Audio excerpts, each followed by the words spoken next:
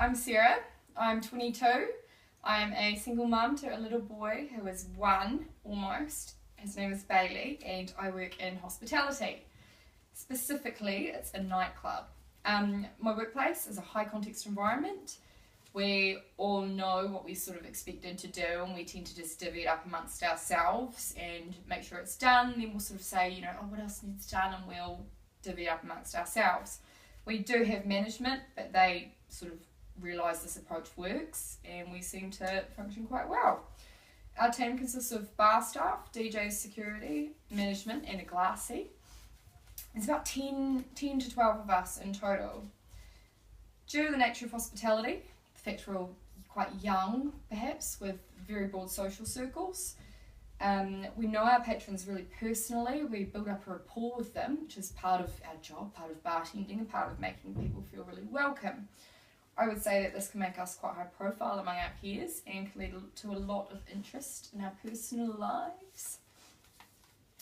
I chose my topic, which is the pros and cons of gossip and grapevine communication in the workplace, because I noticed that there might be a few issues in our workplace, or not necessarily issues, but I thought it'd be interesting to review my workmates and see what they thought of the way we communicated with each other.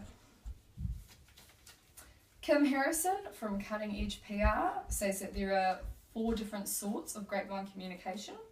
There is wish fulfillment, which deals with the wishes and hopes of employees. Bogey rumours, which are exaggerating employees' fears and concerns. Wedge drivers, who are aggressive, damaging and tend to split groups. And home stretchers, who anticipate the final decisions and fill in the gaps with rumours. Kim's research suggests about 80% of rumours do contain an element of truth.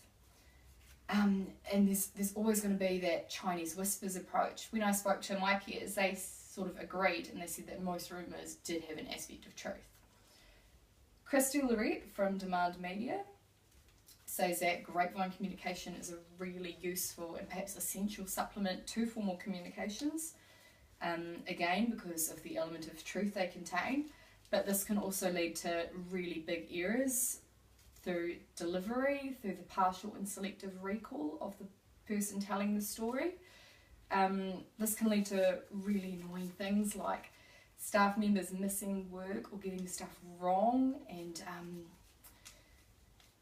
other things that can lead to decreased functionality in the workplace. The grapevine exists because of a natural desire to know things. It's fueled along by social media. You can meet someone once in 10 seconds, after a click of the accept button on Facebook, you can know everything they've done for the last 8 years or however long Facebook is, 10 years. And they really like grapevine communication because there's no jargon, everything's laid out in front of you, it's easy to understand, you can ask questions. Managers can also tap into this to assess employees' feelings. If they wanted to make some big changes, they could put out a little fake rumour and get the vibe and just, understand, sort of see how employees feel about it, and then they could knuckle out any issues or deal with them before they're put in place. Rumours tend to lead to decreased productivity. They can damage corporate reputations and personal reputations, and they can interfere with organisational communications as managers are spending valuable time running back and forth sorting stuff out.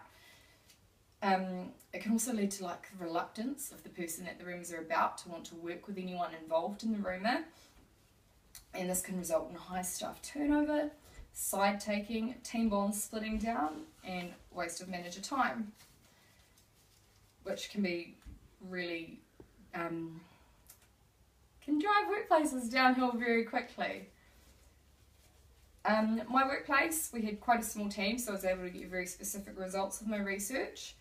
I asked people their experience with gossip communication or grapevine communication, and for a few specific examples. Interestingly, most people's negative experiences, they have 2 or 3 specific ones, and they'll be at the very top of their mind compared to the thousands of good experiences they had, such as receiving directions. So overall, even though they did agree that it was essential and they preferred the means of communication in their workplace, all the negative episodes still really stuck out. Some of the benefits that they specifically mentioned were really looking forward to coming to work and feeling like they could really chat with their managers quite openly, which was good. They almost saw them as sort of equals, which was nice. There was no intimidation there. Most of the people I spoke with were quite happy with the general communications at work. They were confident, able to talk to management, and they did have a slight disdain for some of the gossip in our workplace and felt quite targeted. But some of the other people thought that it was really quite frustrating having such informal means of communication, and they did mention that stuff was slipping through the gaps a lot, leading to mistakes on their part, and they felt quite helpless with that and would prefer a more formal means in our team. As stated before, some of the rumours in our work led to cliques within our team, which was quite hard to deal with sometimes if people were constantly nagging at each other. It really was a waste of manager time. I asked people how they preferred to deal with these conflicts, and they just said they dealt with it themselves by ignoring the person, confronting them, and they did think this was the best means. They did think there was a lot a manager could do. So my research seems to be pretty consistent with professional theories, that people tended to view informal communications as essential, but that they didn't see them as kind of perfect, and they definitely preferred them to negative communications in our workplace.